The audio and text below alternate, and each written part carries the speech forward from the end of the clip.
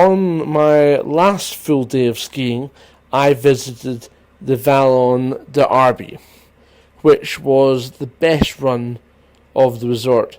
The evening before, I discovered the Commes going down to Verbier, which was also an exceptional run.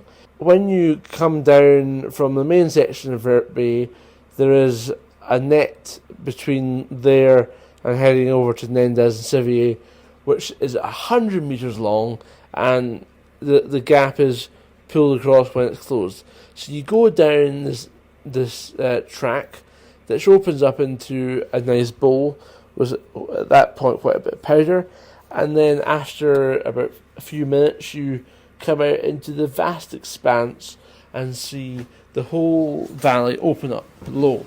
It's a bit surreal really, because you've got about 200 or 300 metres of twisty switchback track which has been created with a bulldozer that permanently stays up at the top during the winter. Luckily it's there, because otherwise there's a very big drop on each side, so what it has done is created a 2 or 3 plus foot thick snow barrier and 5 or 6 feet high, which gives you some sort of protection as you're trying to ski down towards the start point of the Commes or the Vallon de Arby. The snow there was excellent, really top quality powder up to your calves in some places. You could really open up and make some really nice turns. The Vallon de Arby, for the first third of it, is really good.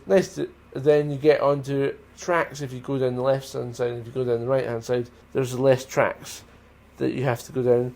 And then it flattens out at the bottom, and you have to ski quite a long way, several kilometres, before you actually get to a point where you're back to the main ski area. But it's worth doing, and it's definitely the best part of the resort. On that last day as well, I also went up to the top of the resort and skied one of the bits where literally I could not see anything. It was complete fog. There was only 2 of us who got the tram at that point. And the first third of the run, this is me taking back down to the bottom of Mount Fort, but this is the opposite side of the mountain this time. I could not see a thing. It was like pea soup. Eventually I did get down to the area where I could start making some turns, but at this point I was quite sore, so it wasn't the best. But I did make myself all the way down to the bottom, and I did pop my head in to have a look at the restaurant and then decided that I didn't want to eat there because I was actually having dinner with friends later on that evening. Later on that evening I did go to a restaurant, which I will put in the description below. It was very good for what it was. Really quite high quality, fine dining style, and compared to the rest of the places in Verbier, it wasn't super expensive, which was a bit shocking actually, because I did expect it to be a lot more than it was. I had some duck and my friend had a steak, all extremely well done, lots of puree and vegetables with it, giving it excellent, well worth the visit. That was the Chapman, definitely worth a visit, and one of the few places in the Verbier that didn't seem like it broke the bank.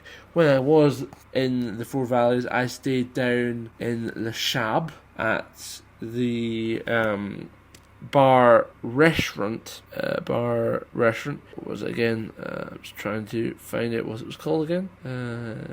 Yes, but the restaurant there was very expensive for what it was. So even staying in cheaper places doesn't necessarily mean that the restaurants there are going to be cheaper. But I did eat several times down on the main front at a bar, restaurant and cafe just above the Micros supermarket. But overall, I did have a really good time when I did visit, and I also visited while I was there not just Verbier, but I also visited Brusson, which is another part of the Four Valleys, which is on the opposite side, only about 5 or 6 runs, but really quite nice for about an hour or so, offering lots of access to some quiet, well-maintained pieces runs which zipped up and down through the trees. And because it was it was 2 lifts from Verbier, it did mean that there wasn't that many people that had or did visit Bresson, making it a nice quiet place to stretch your legs if you were new to Verbier before going on to the more advanced parts of the terrain. I think overall it was enjoyable. I would think about going back, but it's not right at the top of my list. But thank you once again, ladies and gentlemen, for watching another Big Blues Explorations. Please stay tuned for more in the coming weeks and months. And at Le Chab was Le Escale Restaurant and Bar, also listed Hermitage or Le Hermitage on Agoda. Thank you very much again.